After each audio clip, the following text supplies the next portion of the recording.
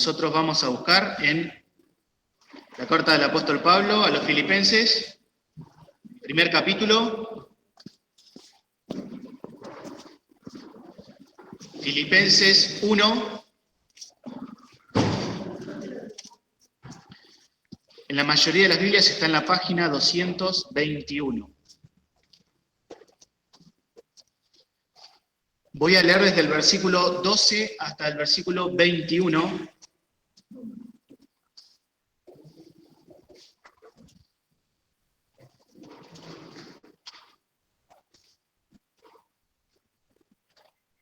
Dice así: y quiero, hermanos, que sepáis que las cosas que me han sucedido han redundado más en provecho del Evangelio, de manera que mis prisiones han sido célebres en Cristo en todo el pretorio y a todos los demás.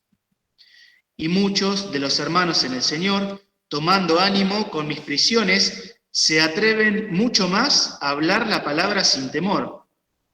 Y algunos, a la verdad, predican a Cristo por envidia y porfía, mas algunos también por buena voluntad. Los unos anuncian a Cristo por contención, no sinceramente, pensando añadir aflicción a mis prisiones. Pero los otros por amor, sabiendo que soy puesto por la defensa del Evangelio. ¿Qué pues?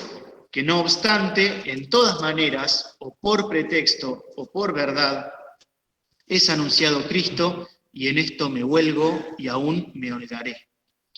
Porque sé que esto se me tornará a salud por vuestra oración y por la suministración del Espíritu de Jesucristo, conforme a mi mira y esperanza, que en nada seré confundido. Antes bien, con toda confianza, como siempre, ahora también será engrandecido Cristo en mi cuerpo, o por vida o por muerte. Porque para mí el vivir es Cristo y el morir es ganancia. Que el Señor bendiga su palabra. Le dejo lugar a Hugo, que tiene la meditación en esta mañana.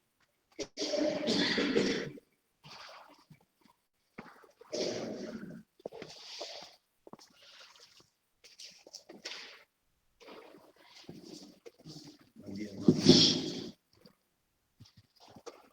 Vamos a abrir para continuar con el estudio, el repaso, digamos, podríamos decir abuelo de pájaro del libro de los Hechos, y vamos a leer algunos textos que mencionó el pastor el domingo pasado, en el capítulo 21 de este libro de los Hechos, Hechos 21. Vamos a ver el versículo 4, primeramente.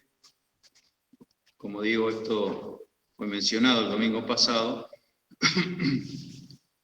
Nos dice Hechos 21:4, y nos quedamos allí 7 días, hallados los discípulos, los cuales decían a Pablo, por espíritu, que no subiese a Jerusalén. Luego vamos al verso 11, dice, venido a nosotros, tomó el cinto de Pablo, hablando del profeta Agabo, y atándole los pies y las manos dijo, esto dice el Espíritu Santo, así atarán los judíos en Jerusalén al varón cuyo es este cinto y le entregarán en manos de los gentiles, lo cual, como oímos, le rogamos nosotros y los de aquel lugar que no subiese a Jerusalén. Entonces Pablo respondió, ¿qué hacéis llorando y afligiéndome el corazón? Porque yo no solo estoy presto a ser atado, mas aún a morir en Jerusalén por el nombre del Señor Jesús. Y, como no le pudimos persuadir, desistimos diciendo, hágase la voluntad del Señor. Y después de estos días, apercibidos, subimos a Jerusalén. Estos versículos que hemos leído son de difícil entendimiento en el sentido de que el apóstol insiste desde capítulos anteriores en estar presente en la ciudad de Jerusalén. al punto que cuando en capítulos anteriores, cuando los efesios le piden que se quede en Éfeso, en el segundo viaje, no quiso porque quería ir sí o sí a Jerusalén. Y en este caso, después del tercer viaje,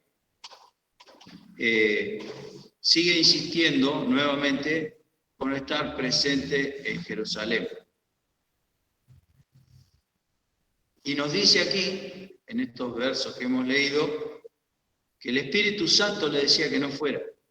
Dice que los discípulos decían a Pablo, verso 4, por espíritu que no subiese a Jerusalén.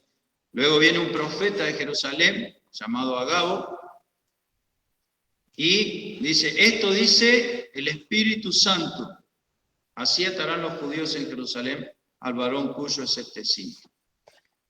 Si vemos en el capítulo 20, en su discurso a los ancianos de Éfeso, en el verso 23 dice, más que el Espíritu Santo por todas las ciudades me da testimonio diciendo que prisiones y tribulaciones me esperan. Más de ninguna cosa hago caso, ni estimo mi vida preciosa para mí mismo, solamente que acabe mi carrera con gozo y el ministerio que recibí del Señor Jesús para dar testimonio del Evangelio de la gracia de Dios.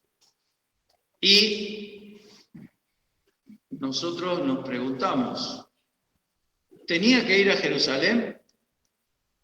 Dice que el Espíritu Santo por todas las ciudades le daba testimonio que lo esperaban prisiones y tribulaciones. Y luego, cuando ya se va acercando a Jerusalén, el Espíritu le dice que no suba a Jerusalén. Y luego aparece este profeta que dice el Espíritu que lo van a atar y lo van a entregar a los gentiles. ¿Y ustedes qué piensan, hermanos? ¿Tenía que ir o no tenía que ir a Jerusalén? ¿Qué opinión tienen ustedes respecto a estos versículos? Porque la realidad es que hay quienes dicen que estaba completamente equivocado al ir a Jerusalén. ¿Qué pensamos nosotros? ¿Cómo lo interpretan ustedes? ¿Qué opinan? Digan con libertad, hablen. No obedeció al Espíritu Santo. Pareciera, ¿no es cierto?, que no obedeció. Hace eso le va mal. Claro. ¿Qué opinan ustedes?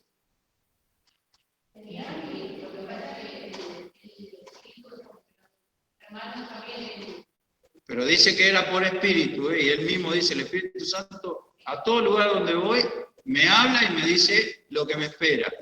Y el versículo 4 dice que por el Espíritu le decían que no fuera, que no subiese a Jerusalén. No tenía que subir.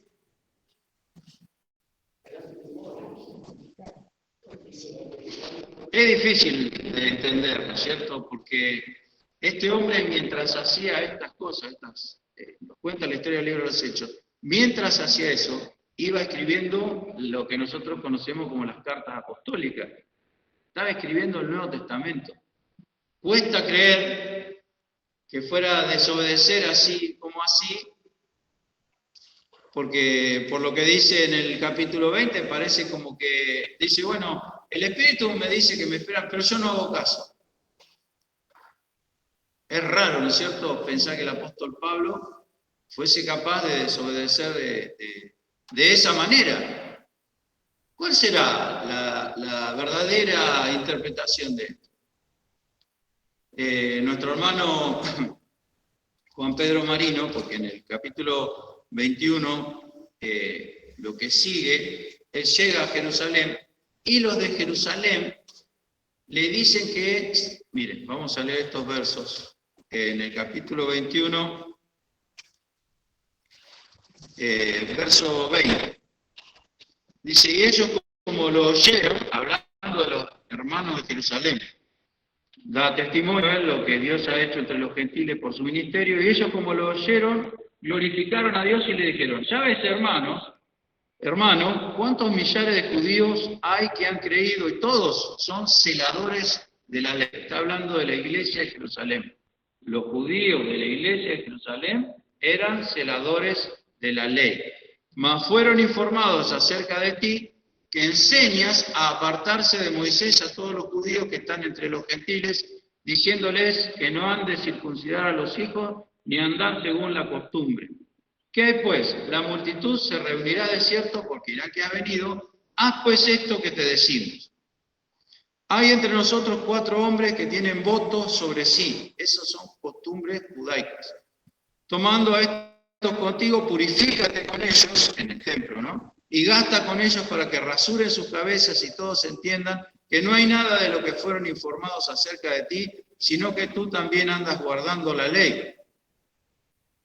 Empero cuanto a los que de los gentiles han creído, nosotros hemos escrito haberse acordado que no guarden nada de esto, solamente que se abstengan de lo que fuere sacrificado a los ídolos y de sangre y de ahogado de fornicación. Entonces Pablo tomó consigo a aquellos hombres y al día siguiente, habiéndose purificado con ellos, entró en el templo para anunciar el cumplimiento de los días de la purificación hasta ser ofrecida hasta ofrenda por cada uno de nosotros. Y cuando estaban por acabarse los 7 días, unos judíos de Asia, como le vieron en el templo, alborotaron a todo el pueblo y le echaron manos, y ahí pasa a quedar preso de los romanos el apóstol. Fíjense que la iglesia de Jerusalén dice ser celadora de la ley y que él se sujetase a la ley y hicieron una ceremonia según lo que era la antigua tradición judía, un voto de Nazareato, básicamente. Y esto aún nos confunde un poco más, ¿no es cierto?, con estas cosas, porque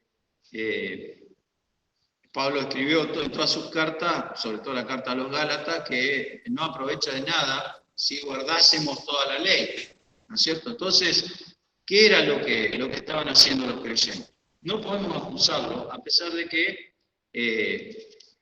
así parece un error que cometieron, ¿no es cierto?, la iglesia, como si fueran a disimular. De hecho, en la carta a los Gálatas, cuando Pedro va a Antioquía, dice, le resistí en la cara porque judaizaba, digamos, se apartaba de los gentiles y se comportaba según las tradiciones judaicas. Difícil de entender esto.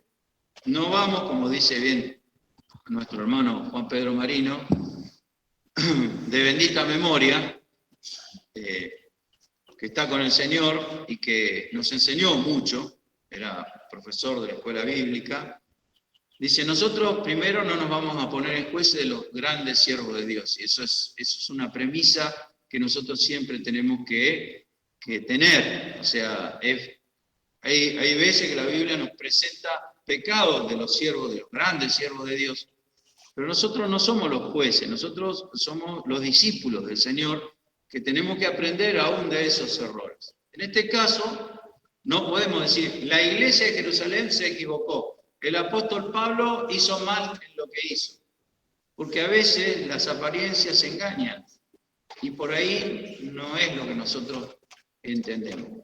Pareciera, si nosotros leemos el capítulo 21 del libro de los Hechos, que el apóstol Pablo está desobedeciendo al Espíritu Santo, pues le dice, no subas a Jerusalén, y él no hizo otra cosa que subir a Jerusalén. Pero, ¿será así la interpretación? ¿Será que la iglesia de Jerusalén se equivocó y que él hizo un voto de Nazareato y bueno, y ahí lo atraparon? O sea que si era una disimulación, no le sirvió. Vamos a ver en el capítulo 9 de este libro de los Hechos,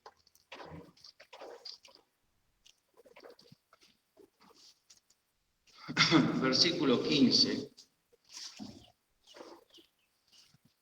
dice así, y le dijo el Señor, ve, porque instrumento escogido me es este, para que lleve mi nombre en presencia de los gentiles y de reyes y de los hijos de Israel.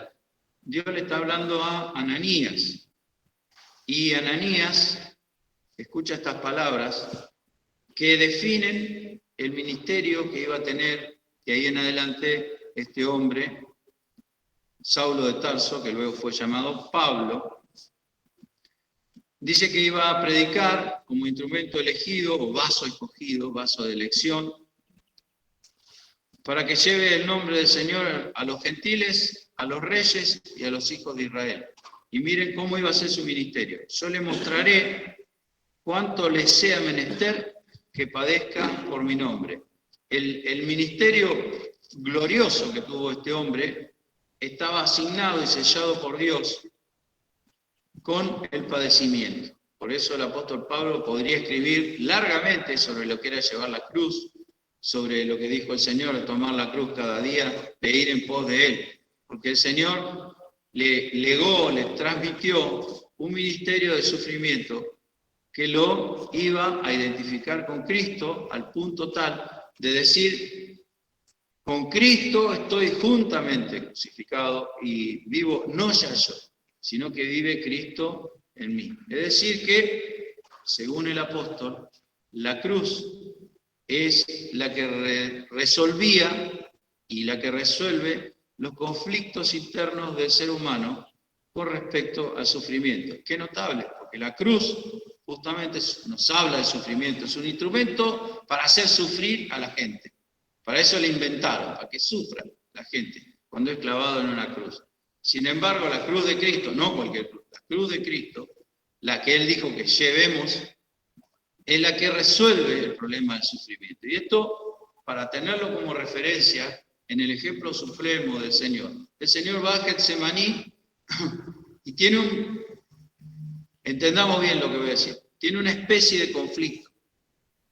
Porque Él, como santo que es y como hijo, no quiere separarse de su Padre. Él ama a su Padre y no quiere que haya un momento de ruptura, de separación, de esa plena comunión que tiene Él con su Padre. O sea, la relación que nosotros ni siquiera la podemos entender, de unidad que tiene, de ser uno, como dice el Señor, que tiene el Padre y el Hijo. Sin embargo, el Padre tiene un plan superior y supremo que incluye que el Hijo en un momento esté separado del Padre, cargando con todos mis pecados y todos los de la humanidad. Y eso a él no le agrada y no le tiene que agradar, porque imaginémonos el caso contrario, que él no hubiese tenido ningún inconveniente en separarse de su Padre. ¿Qué clase de amor y de unidad lo uniría a su Padre si el Señor no hubiese tenido ningún inconveniente en separarse de su Padre? Era imposible, el Hijo tenía que orar así, porque si no, no podemos entender como dice, hágase tu voluntad y no la mía, si nunca tuvo una voluntad opuesta a la de su Padre. Todo lo que al Padre agrada, eso hago yo. O sea, nos encontramos como si hubiera un conflicto que no lo hay. Debe hacer esa oración. No quiero este vaso, porque me separa de ti. La vergüenza de mis pecados. No quiero este vaso, los pecados nuestros. Pero al fin entiende cabalmente, y ahí empieza la cruz, que tiene que hacer eso y tiene que tener la fe para saber que el Padre no lo dejará ahí, como dice el Salmo 16, y luego lo citan los apóstoles en el Nuevo Testamento, en el libro de los Hechos justamente. No dejarás mi alma en el sepulcro, porque justamente, como también dice Hechos 17, Dios dio fe que el Señor era lo que decía hacer con haberle levantado a los muertos. Y eso lo pone en la posición de sentarse a la diestra de Dios y de ser el rey del universo y el juez del universo. Entonces vemos que en el Getsemaní comienza la cruz, porque el Señor debe aceptar eso que no le agrada. Y entonces, como nos dice la carta a los Hebreos, capítulo 12, habiéndole sido propuesto gozo, ustedes vieron, Lucas dice, un ángel se le acercó y lo confortaba. ¿Qué puede hacer un ángel para confortar al mismo Hijo de Dios? Dice Hebreo, le fue propuesto gozo, y habiéndole sido propuesto gozo, sufrió la cruz, menospreciando la vergüenza. Se nos dice, es puesto los ojos en el autor y consumador de la fe. No miró ahí, sino miró el gozo propuesto, del trabajo de su alma. Verá y será saciado. Ese es el gozo propuesto. Y entonces sufrió la cruz, menospreciando la vergüenza. ¿Cuál vergüenza? La vergüenza de presentarse, y eso tiene que hablarme a mí, y me habla, porque muchas veces a mí no me da vergüenza llevar mis pecados como los llevo, pero a él sí le da vergüenza presentarse delante de su Padre con todos los pecados de la humanidad.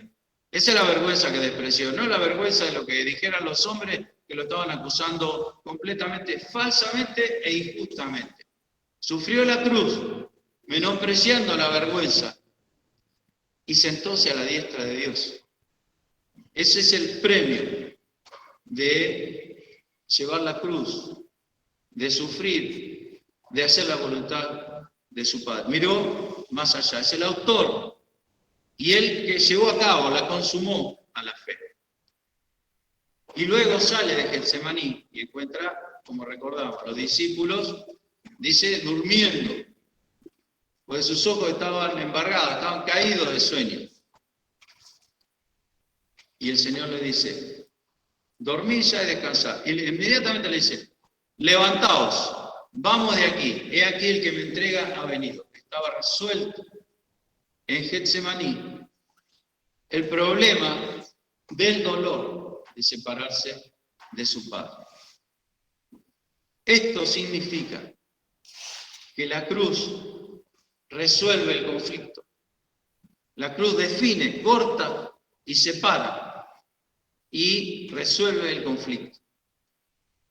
Entonces el apóstol Pablo es llamado por el Señor y el Señor dice, yo le voy a decir cuánto tiene que sufrir por mí.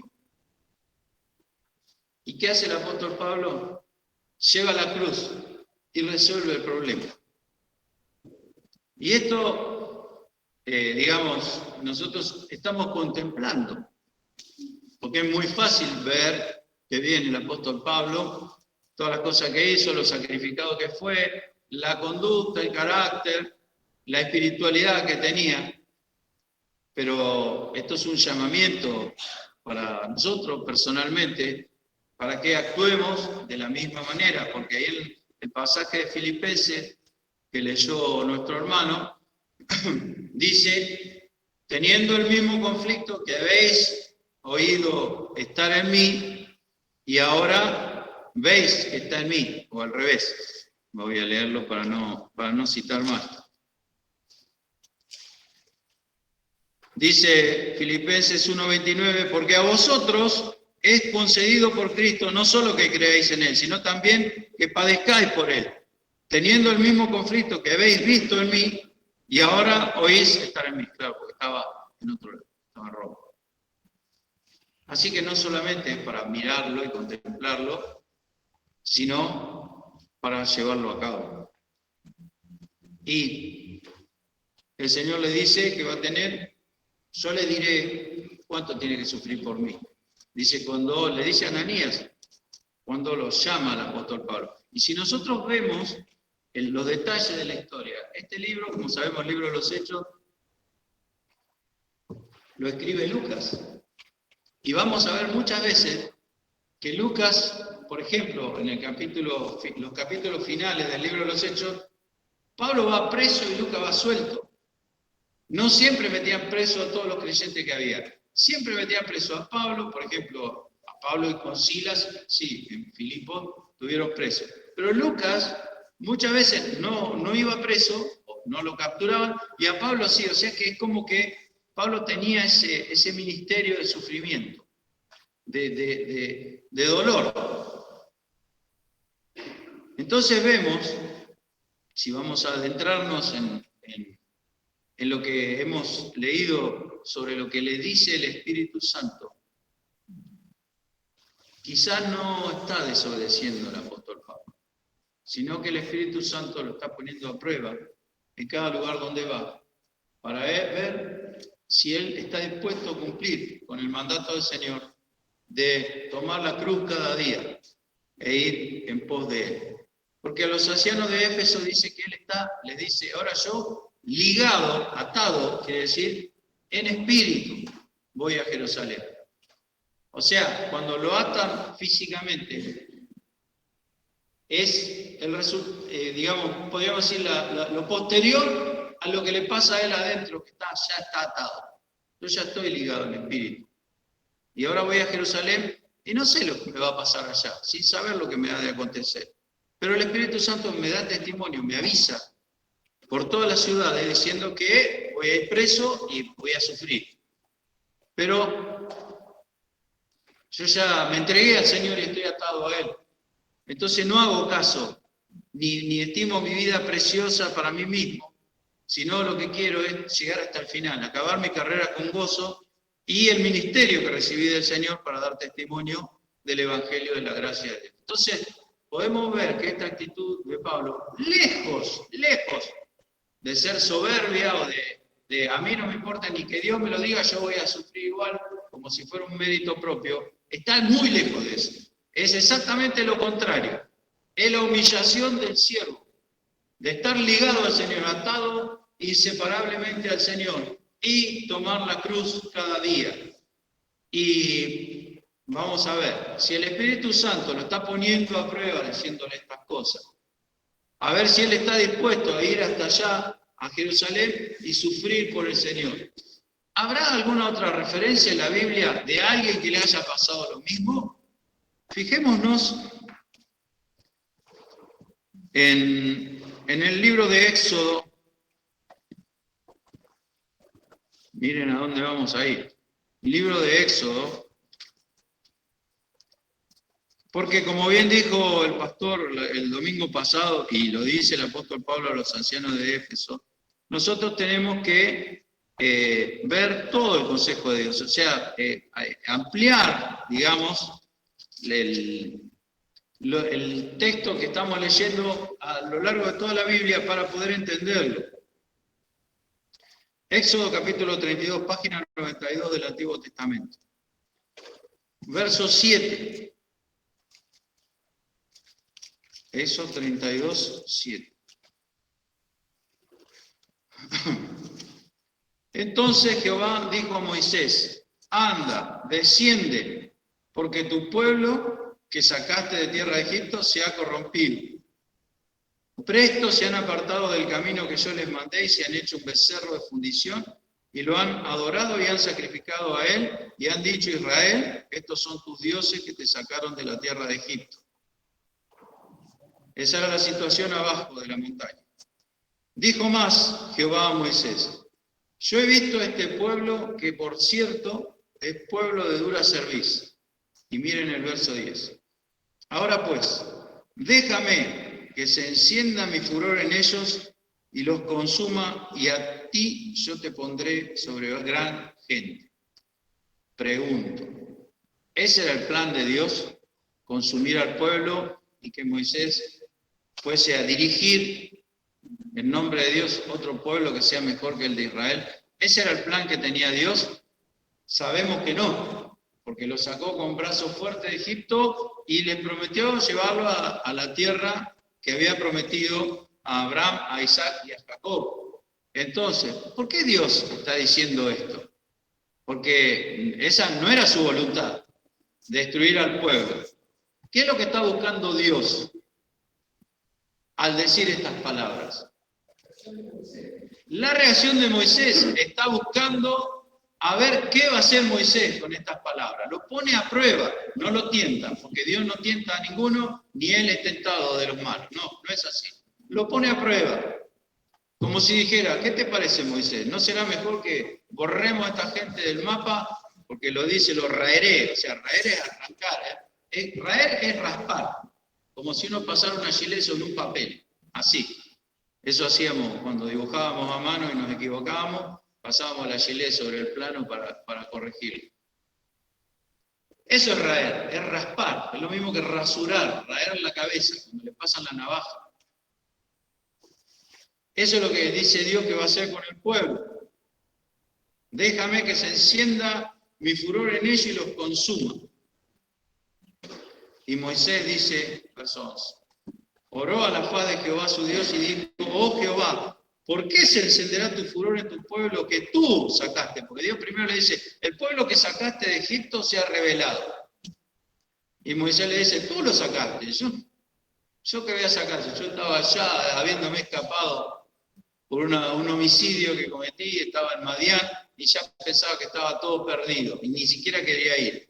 Tú sacaste de la tierra de Egipto con gran fortaleza y con mano fuerte. ¿Por qué han de hablar los egipcios diciendo, para mal los sacó, para matarlos en los montes y para raerlos de sobre la haz de la tierra? Vuélvete del furor de tu ira y arrepiéntete del mal de tu pueblo. Acuérdate de Abraham, de Isaac y de Jacob, etc.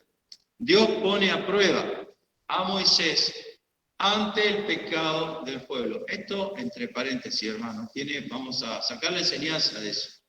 Porque Dios, yo he visto a lo largo de mi experiencia, tanto personal como la de muchos hermanos, que muchos hermanos dicen sentir el llamado del Señor, y yo creo que es verdad, que lo siente, porque el Señor está llamando a su servicio, a todos los hermanos. Pero hay una prueba, que yo creo que es la prueba de fuego, que Dios nos pone a aquellos que hemos sido llamados para hacer algo para el Señor. Porque el Señor llama, y generalmente, como pasó con Pablo, dice, yo le iré diciendo. No dice, vas a hacer esto y tu camino, porque por fe andamos, no por vista. El Señor te llama y me llama para su servicio, y como bien dice el Antiguo Testamento, todo lo que te viniera a la mano para hacer, hazlo según tu fuerza, ¿no? En el Eclesiastés. Así llama el Señor, no es que llama ya poniendo el título. Fíjense que Pablo pasan años hasta que el Espíritu Santo dice, apartarme a Bernabé y a Saulo para la obra para la cual los tengo elegidos, en otras palabras. Y he visto, como decía, a lo largo de mi experiencia personal y la experiencia de muchos creyentes, que la prueba de fuego que tienen que pasar los que son llamados verdaderamente por el Señor es el rechazo y el pecado de la congregación. ¿Por qué? Porque tienen que saber y tienen que aprender que no soy yo el que sacó permítame hacer la transposición, no soy yo el que sacó al pueblo de Egipto, no fue mi brazo ni mi poder, y no es mi pueblo. ¿Vieron que Dios le dice, tu pueblo que sacaste de Egipto se ha revelado? Propósito, obvio, Dios es sabio, sabe lo que va a hacer, va a poner a prueba al siervo. Lo va a probar para que él inclusive conozca lo que hay en su propio corazón.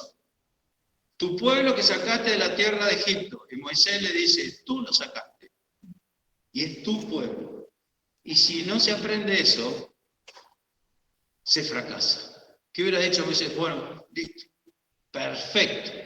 No más Israel. Vamos con otro pueblo y yo sigo siendo el líder. Me salvo yo.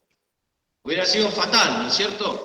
Pero ahí estaba el siervo de Dios, que Dios por algo lo había elegido, él sabía lo que había en el corazón de Moisés. Moisés dice, no lo hagas, Señor, porque tu nombre va a ser amancillado por los egipcios y van a acusarte, y yo quiero que la santidad del nombre de Jehová quede intacta. Y yo quiero que Dios cumpla con su propósito de sacarlo de Egipto para llevarlo a la tierra prometida. Y muchas veces hemos visto acá en nuestra iglesia que muchos que manifestaban el llamamiento del Señor, cuando fueron o rechazados o vieron pecado en nosotros, hablemos, ¿no? Claramente, todo lo que no es de fe es pecado. Y se acobardaron y se hicieron un costado. Me incluyo, ¿eh? ¿Por qué? Porque es la manera de probar de Dios. No para saber Dios lo que hay, sino para que yo sepa lo que tengo adentro y lo pueda corregir. Tengan en cuenta esto, hermanos. Cualquiera de ustedes que el Señor haya llamado, que una de las pruebas, que por otro lado son las pruebas que nos identifican con el Señor, lo que nos hacen estar juntamente crucificados con Cristo, porque nadie es más rechazado que el Señor. Y nadie más injustamente rechazado que el Señor. Y nadie con más argumentos que el Señor para defenderse. Sin embargo, aunque tenía razón y podía demostrar fehacientemente y tenía poder, se cayó la boca y llevó la cruz, como un cordero que es llevado al matadero. Y entonces yo voy a empezar a escribir argumentos, y posiblemente sean ciertos mis argumentos, pero no son válidos a los ojos de Dios, porque Dios quiere un siervo identificado con Cristo y con su cruz. Entonces, cuando el Espíritu Santo le dice a Pablo que no vaya a Jerusalén porque le espera dolor, y Pablo dice, es que yo estoy ligado al Espíritu, yo estoy atado con el Espíritu Santo. Entonces el Espíritu Santo, al igual que con Moisés, lo pone a prueba, y Pablo dice, ustedes me entristecen diciéndome que no vaya a Jerusalén porque voy a sufrir. Dice, no lo pudimos persuadir, dice Lucas. Porque yo no solamente estoy dispuesto a sufrir, estoy dispuesto a morir por el nombre del Señor. Entonces vemos que hay cierta ambigüedad en estos textos. ¿Por qué estoy diciendo todas estas cosas? Porque si nosotros vamos al capítulo 23, donde Pablo ya está preso y ya ha pasado por diferentes estamentos judiciales, por así decirlo, de parte de los gentiles, de los romanos, tal como le había dicho el Espíritu Santo que iba a suceder, dice que, Hechos 23:10, habiendo grande disensión, el tribuno, teniendo temor de que Pablo fuese despedazado de ellos, mandó venir soldados y arrebatarle en medio de ellos y llevarle a la fortaleza. Todavía estamos en Jerusalén. Y la noche siguiente, miren esto, presentándosele el Señor le dijo, confía Pablo, que como has testificado de mí en Jerusalén, así en menester testifiques también en Roma. ¿Nos damos cuenta? Es Dios el que está, se le aparece el Señor ahí y pone su rúbrica, su sello de que lo que está pasando está dentro de su plan para que Pablo fuese a Jerusalén. Por otro lado, si nosotros leemos en capítulos anteriores, vamos a ver que habían echado a los judíos, ¿se acuerdan de Priscila y Aquila? Lo vimos la semana pasada, el pastor lo mencionó. Priscila y Aquila, que fueron a Éfeso, en el capítulo 18, estaban, versículo 24, Priscila y Aquila estaban en Éfeso, habían quedado ahí, y llegó Apolos, etc. ¿Por qué estaban Priscila y Aquila en esa zona si ellos vivían en Roma?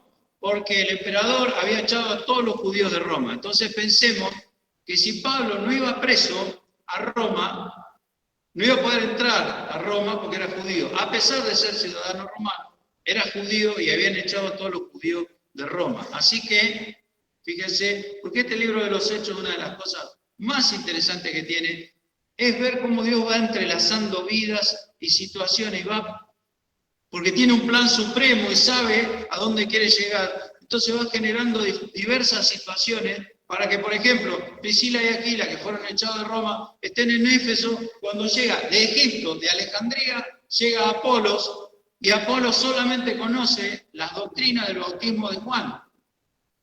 Entonces Priscila y Aquila, que ya eran creyentes, que eran convertidos, le enseñan más particularmente el camino del Señor. A Apolo, que luego se va a Corinto. Y bueno, y ahí era muy buen predicador Apolo, y cuando leemos la carta a los Corintios dice, algunos dicen yo soy de Pablo y otros dicen yo soy de Apolo. Seguían al predicador.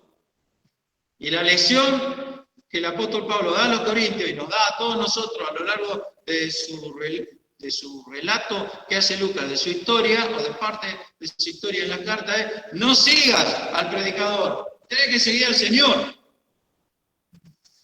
Le dice, ¿habéis sido bautizados en el nombre de Pablo o en el nombre de Jesucristo? La cruz marca la separación y pone las cosas en su lugar. Y pone las cosas en su lugar no solo en la vida, sino en la mente del siervo de Dios. Yo sé que me espera esto, pero ya está resuelto, porque estuve delante del Señor, como estuvo el Señor en Getsemaní, y le dice a los discípulos, levantaos, vamos, ya está resuelto el problema. No hay conflicto. El Señor tenía un conflicto santo. Y yo tengo un conflicto porque no me gusta sufrir. Y cuando me dicen, te esperan prisiones y tribulaciones, inmediatamente giro y arranco en la dirección opuesta, como le pasaba a Jonás. Dios me muestra la cruz. La iglesia, en Apocalipsis capítulo 2, la iglesia de Esmirna, Apocalipsis 2:10, Dios le dice, no tengas ningún temor de las cosas que ha de padecer. He aquí el diablo ha de enviar a alguno de vosotros a la cárcel para que seáis probados y tendréis tribulación de 10 días. Sé fiel hasta la muerte y yo te daré la corona de la vida. ¿Nos damos cuenta de lo que hace el Señor? Vas a sufrir 10 días, los intérpretes fieles dicen que son los 10 emperadores que persiguieron a la iglesia. Imaginémonos nosotros, porque los perseguían para matarlos, los echaban al circo.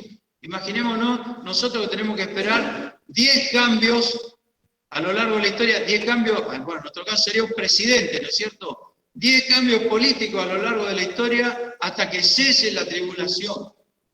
Es desalentador. Imaginémonos todo el tiempo que iba a ser perseguida esta iglesia. No tengas ningún temor, le dice el Señor. Sé fiel hasta la muerte y yo te daré la corona de la vida. Así que el Señor, como siempre, ¿no? Es el Señor. Como le dijo a los discípulos, en el mundo tendréis aflicción. No es que te va a ir todo bien porque sos creyente. Todo lo contrario, tendréis aflicción porque no sos del mundo.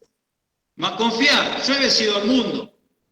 Poné la mira allá, en el final. Sé fiel hasta la muerte. Y ahí te voy a estar esperando para entregarte la corona que te he prometido. Así que, ¿qué pasaba entre el Espíritu Santo y Pablo? El Espíritu Santo lo iba poniendo a prueba, porque en esa prueba incluía ponerse de rodillas delante del Señor y pedir fuerza para poder estar firme en el día malo, como también lo dijo él mismo, y hacer la voluntad del Señor, aún en medio de los azotes y pruebas y dificultades que tenía. ¿Por qué quería ir a Jerusalén el apóstol Pablo? Ahí en el capítulo 21, en el verso 31, me estoy equivocando de capítulo. 23:12. Dice que, venido el día, después que el Señor le aparece, dice, confía Pablo, vas a testificar de mí, es necesario, es menester que testifique de mí en Roma. Y en el 12 dice, venido el día, se ve que el diablo escuchó también lo que le decía el Señor a Pablo y quiere ponerle trabas al plan de Dios. Venido el día, algunos de los judíos se juntaron e hicieron voto de maldición, diciendo que ni comerían ni beberían hasta que hubiesen muerto a Pablo. Y eran más de 40 los que habían hecho esta conjuración, los cuales se fueron a los príncipes de los sacerdotes y a los ancianos y dijeron, nosotros hemos hecho voto debajo de maldición que no hemos de gustar nada hasta que hayamos muerto a Pablo. Verso 16. Entonces un hijo de la hermana de Pablo, fíjese, un sobrino, oyendo las acechanzas, fue y entró en la fortaleza y dio aviso a Pablo. Y Pablo, llamando a uno de los centuriones, dice, lleva a este mancebo al tribuno porque tiene cierto aviso que darle. Y así, dice, miren el verso 19, y el tribuno, tomándole de la mano y retirándose aparte, le preguntó qué es lo que tienes que decir. O sea que era un chico, lo agarró de la mano así, vení. Era un mancebo, sobrino de Pablo, que seguramente, porque se ve que era tradición familiar, estaba en Jerusalén, porque eran de Tarso, no olvidemos, estaba en Jerusalén estudiando de la misma manera que estudió Pablo. No sabemos si estaba el resto de la familia en Jerusalén, pero sí vemos a este mancebo que estaba en Jerusalén y escucha lo que planeaban los judíos de hacerlo salir, como que quieren preguntarle algo, y estos 40 lo atacaban y lo mataban. Y le salva la vida. Y el centurión, el tribuno lo envía a otra ciudad para justamente salvarle la vida con una gran guardia. Pero vemos que estaba la familia de Pablo, sea en Jerusalén o sea en Tarso o donde estuvieran, Pablo tenía familia. Y si nosotros miramos en Romanos capítulo 9, ahí vamos a encontrar una explicación de por qué Pablo insistía tanto en ir a Jerusalén, además de que quería ver a los hermanos, que quería estar en el templo, como buen judío, porque el hecho de estar en el templo no implicaba algo en contra del Señor, ¿no es cierto? Dice el capítulo 9 de Romanos, verdad digo en Cristo, no miento, dándome testimonio mi conciencia en el Espíritu Santo, que tengo gran tristeza y continuo dolor en mi corazón, fíjese esto, porque deseara yo mismo ser apartado de Cristo, como si esto fuese posible, por mis hermanos, los que son mis parientes según la carne, que son israelitas, de los cuales es la adopción, y la gloria, y el pacto, la data de la ley, y el culto, y las promesas, cuyos son los padres, y de los cuales es Cristo, según la carne, el cual es Dios sobre todas las cosas, bendito de los siglos. Amén. ¿Qué le pasaba a Pablo? Tenía un gran dolor en su corazón, sufría permanentemente, porque gran parte de su familia no creía en Cristo. Dicen hasta, hablando en una frase hiperbólica, ¿no es cierto? Es una exageración a propósito que hace, como por ejemplo, nosotros nos pasa algo, uy, me quiero matar, ¿no? Eso es una frase hiperbólica, no nos queremos matar, para nada. Pero es una frase así, hiperbólica, una exageración para mostrar la preocupación que tenemos o lo que nos está pasando. Aquí es similar. Desearía yo mismo ser apartado de Cristo. Obvio que no quería ser apartado de Cristo, todo lo contrario. Estaba ligado al Espíritu de Cristo. Por mis hermanos, los que son mis parientes, según la carne. Entonces, ahí vemos también, porque la Biblia, si nosotros nos expandimos en la lectura de la Biblia, vamos entendiendo ciertas cosas. Dios nos va mostrando. Estaban los parientes de Pablo en Jerusalén, y él va y quiere testificar a los judíos. Porque entre ellos están los parientes, como este mancebo, que aparece y le salva la vida. El Señor lo guió para eso. ¿Qué habrá sido de este mancebo? Ojalá que lo encontremos en la presencia del Señor, ¿no es cierto? Que se haya convertido. Así que podemos ver el interés en la conversión de sus seres queridos, de sus parientes según la carne. ¿A cuántos miles de personas, millares de personas convirtió este hombre predicando el Evangelio en todos los viajes que anduvo? Incontables, porque aparte después su legado quedó con las cartas que Dios le hizo escribir, y hasta nosotros llega y sigue habiendo conversos por las palabras de este hombre. Pero él tenía un continuo dolor en el corazón, una gran tristeza, porque había parte de su familia que no creía.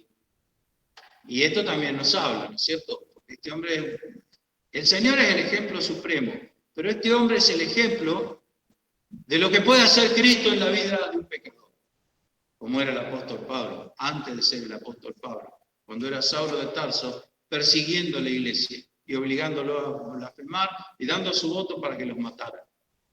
Ese hombre se transformó en este hombre y tenía gran carga, gran tristeza y continuo dolor para que los suyos se convirtieran. ¿Y yo cómo estoy con eso? Porque todos tenemos parientes según la carne que nos gustaría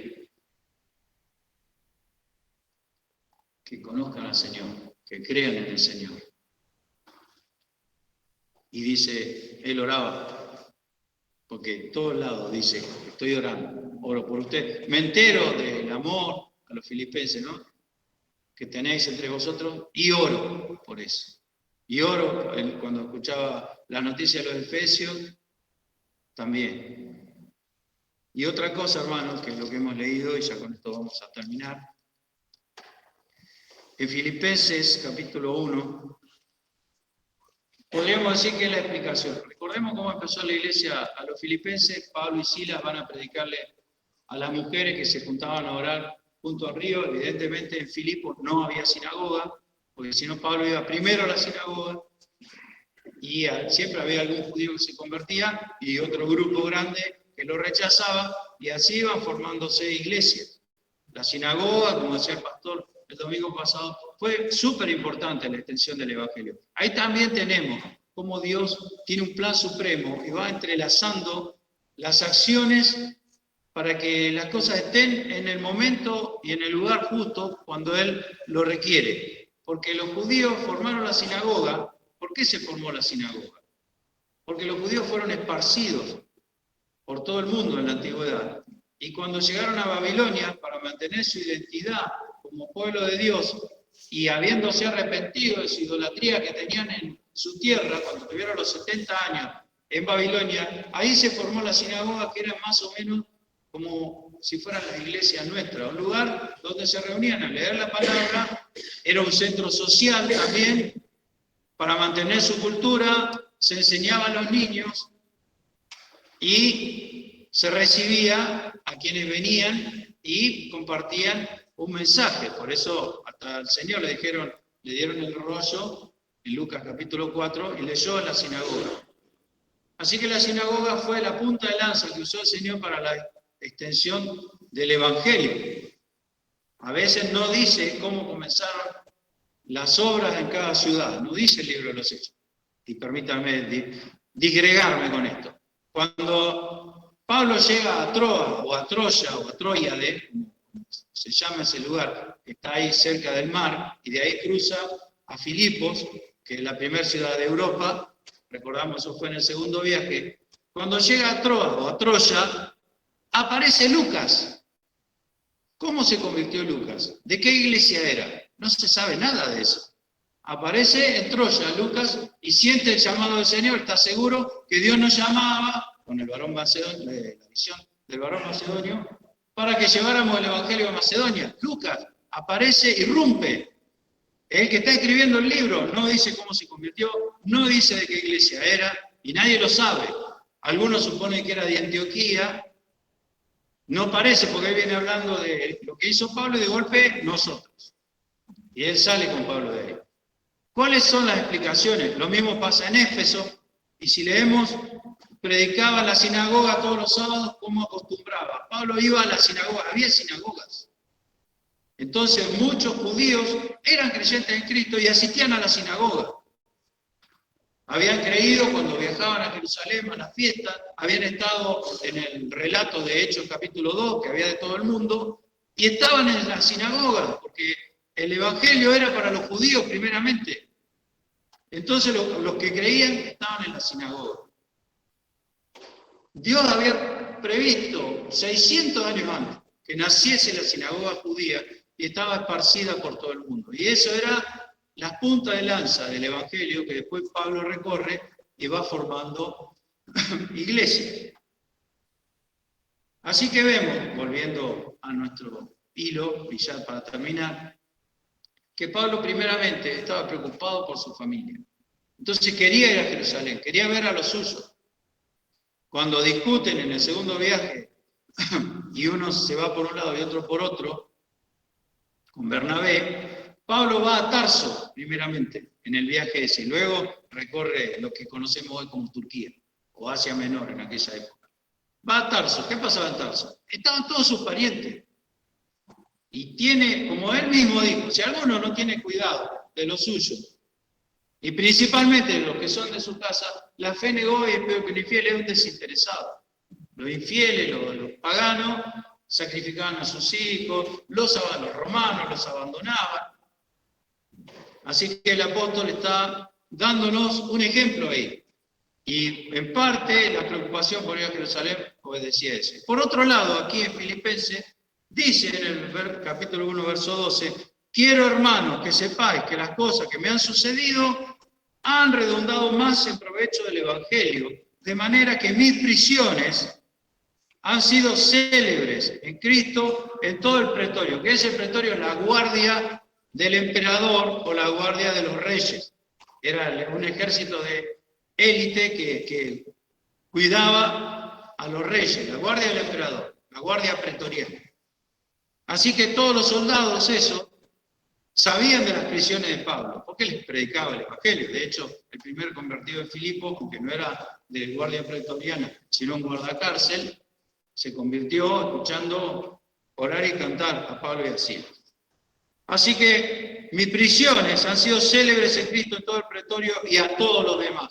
Así que vemos que él dice aquí que es mejor que haya sucedido de esa manera que si hubiera estado libre y no hubiese ido a Jerusalén por no sufrir y hubiese recorrido. Sí, habría habido convertido, pero esto solamente se podía hacer si él estaba prisionero. Porque como también dijo, yo estoy en cadena, pero la palabra de Dios no está presa. Y muchos de los hermanos, o sea, primero conversos entre los gentiles, la guardia pretoriana y todos los demás. Y muchos de los hermanos en el Señor, tomando ánimo con mis prisiones, se atreven mucho más a hablar de la palabra sin temor. Y luego dice el verso 19, porque sé que esto se me tornará a salud por vuestra oración y por la suministración del Espíritu de Jesucristo, conforme a mi mira. La palabra mira, ya sabemos lo mismo, ¿cierto? Algo por donde se mira. Pero aquí tiene una significación adicional. Podríamos decir, ¿vieron cuando uno está buscando algo y hace este movimiento? Levanta su cabeza, estira la cabeza así. Tiene esa significación esta palabra mira, como elevar la cabeza para mirar. ¿Para qué está haciendo eso? ¿Por qué lo pone así? Mi mira y esperanza, que en nada seré confundido. ¿Por qué? Porque el Señor está al final del camino. Y es preciosa esta palabra, porque es como que Pablo está expectante, como si estuviera haciendo, a ver si viene el Señor, a ver si el Señor se acerca. Mi mira y mi esperanza. Estoy expectante, a ver si viene el Señor. En nada seré confundido, antes bien, con toda confianza, como siempre, ahora también, será engrandecido Cristo en mi cuerpo, o por vida o por muerte, porque para mí el vivir es Cristo y el morir es ganancia. ¿Por qué es ganancia? Morir, estar muerto, porque estoy con el Señor, lo cual es mucho mejor, dice el apóstol Pablo en otro lugar. Así que fíjense cómo era la relación de este hombre con el Señor, completamente atado, ligado en espíritu, al punto que había resuelto el problema del sufrimiento. Porque si leemos en 2 Corintios, cuando él describe todas las cosas que le han pasado, le hicieron de todo, lo azotaron, esto casi se ahoga en un naufragio. Y dice, y encima, con todas las cuestiones que hay dentro de las iglesias, la carga que sobre mí se agolpa de todas las iglesias. Y él seguía adelante. Tenía una fortaleza que no se puede creer y no se puede entender si no es porque el Espíritu estaba con él. Y eso fue, a lo largo de la historia, el sello de la presencia de Dios en los creyentes. Una fortaleza que no se puede tener si Dios no está en el corazón del creyente. Así que, hermanos, a veces pasamos pruebas, a veces nos toca sufrir. A veces parece que si nosotros sufrimos y al otro no le pasa nada. Como le pasaba a Pablo, estaba Lucas ahí contando y escribiendo, y Pablo preso, en cadena. Cuando termina el libro de los Hechos sucede eso. El centurión llevando a Pablo preso y Lucas de acompañante, libre. Y no vamos a decir que Lucas no daba testimonio. Pero a Pablo le tocaba eso, yo le mostraré cuánto tiene que sufrir por mi nombre. Y podemos llegar a decir, sin temor a equivocarnos, que si no hubiese sido por ese sufrimiento, no tendríamos nada de esto que tenemos acá para aprender. A veces, hermano, Dios me pone a prueba. Cuando respondo que sí a su llamamiento y encuentro que aún dentro de la congregación hay rechazo. A veces el rechazo es legítimo porque hago cosas mal. Pero muchas veces sucede que el rechazo es lisa y llanamente la prueba el escollo que pone Dios para probar el corazón de aquel que es llamado, para que se dé cuenta de lo que tiene adentro. Tu pueblo, el que sacaste de Egipto, se ha rebelado y ha pecado, y han hecho un becerro de oro, y han dicho, estos son tus dioses. Y Moisés, déjame que me encienda su ira sobre ellos, y a ti te pondré sobre gente mejor. Y Moisés le dice, no, Señor, es tu pueblo, tú lo sacaste, yo no soy nada. Y tu nombre, si hicieras eso, será amancillado. Y mi corazón no quiere que tu nombre sea amancillado. Ese es el carácter del siervo, ese es el carácter de este apóstol, grandioso delante del Señor, que fue grande porque se humilló, porque se ligó al Señor y tomó su cruz cada día y fue en pos del Señor. Y se preocupaba por su familia, aunque andaba recorriendo el mundo, se preocupaba por su familia y no le importaba ir y sufrir si podía predicarle a su familia. Y no le importaba ir y sufrir si podía predicar el Evangelio de Cristo. Y no le importaba ir y sufrir porque sabía que Dios tiene un plan supremo que incluye, sí, el sufrimiento, pero no termina ahí. Fíjense, el Señor le dice a la iglesia de Esmirna, y van a sufrir, y van a morir. No le dice, yo voy a venir, como le dice a Filadelfia, te voy a liberar de la tribulación. Vas a morir, no tengas temor de las cosas que ha de padecer.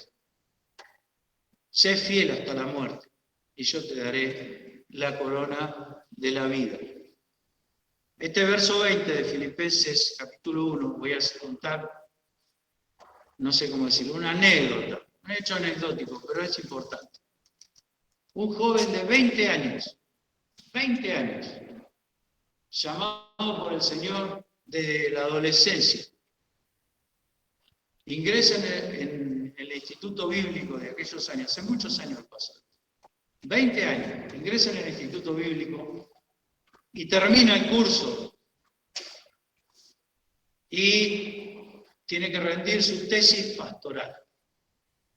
Y elige para desarrollar y rendir la tesis Filipenses 1:20. Conforme a mi mira y esperanza, en nada seré confundido, antes bien, con toda confianza, como siempre, ahora también será engrandecido Cristo en mi cuerpo, o por vida o por muerte. Si vivimos, para el Señor vivimos. Si morimos, para el Señor morimos. Sea que muramos o que vivamos, somos del Señor. 20 años, un joven llamado al pastorado, rindió su tesis con este versículo. El pastor Manuel del Mazo, que fue nuestro pastor. Él rindió su tesis con este versículo. Y ahora es interesante ver, a los 20 años hizo eso, 20 años de edad. Si se cumplió en algo esa tesis que el Señor le habló con ese versículo y él escribió esa tesis. Si tuvo esa mira y esperanza en el final, si fue confundido en algo, y si tuvo confianza como siempre para que por vida o por muerte Cristo fuese engrandecido en su vida. No vamos a adorar, porque ahora que se murió, ¿no es cierto? Sino ver el ejemplo de los fieles que nos presidieron, de todos los siervos del Señor, para ver si les resultó exitoso lo que hicieron, de entregarse a Cristo y llevar la cruz, sufriendo aún de los propios hermanos, a los cuales tenían que cuidar y velar por ellos, como le dijo el apóstol Pablo a los pastores de Éfeso. Si dio algún resultado haber seguido a Cristo, y también ver a los que se rebelan, a ver cómo les va, qué resultado les retribuye rebelarse contra Cristo y escandalizarse cuando el Señor los pone a prueba. El discípulo, mejor dicho, el precursor del Señor, Juan el Bautista, estando preso, le pregunta al Señor, ¿eres tú, Señor, o esperamos a otro? El salmista decía, ¿a quién esperaré? No hay otro a quien esperar. Pero el Señor le responde todas las cosas que estaba haciendo para demostrar que no había otro en quien esperar, pero también le dice, bienaventurado, bienaventurado, feliz aquel que no fuere escandalizado en mí. A veces nos escandaliza el Señor, porque nos pone a prueba, pero es la prueba que yo necesito para que me conozca a mí mismo, porque si no me conozco a mí mismo, nunca voy a dimensionar lo que es la misericordia de Dios para mi vida. Necesitamos conocernos a nosotros mismos. Entonces el Espíritu Santo me dice, te esperan tribulaciones, no tengas ningún temor. El apóstol Pablo le decía a Timoteo, que lo había acompañado y sabía de qué se hablaba cuando se hablaba de tribulación, le dice a Timoteo, no nos ha dado Dios el espíritu de temor. Ese no es el Espíritu Santo, sino el de fortaleza y de dominio propio, en otras palabras. Ese es el espíritu que tenemos. Así que el Señor nos revela que esto quizás no va a ser fácil, pero no tengas ningún temor por las cosas que ha de padecer. Andá preparado, sabiendo que el Señor te da la fortaleza y caminá para adelante, aunque todo te rechace. Si el Señor te llama, posiblemente te rechace, como lo rechazaron a Él. Pero eso no es todo. Al final del camino está la corona esperando. Hermanos, que el Señor nos bendiga. Espero que les sea de bendición estas meditaciones, aunque, como siempre, se ha ido el tiempo. Discúlpenme que me extienda. A veces son tan lindas estas cosas que cuesta parar de mencionar. El Señor nos bendiga.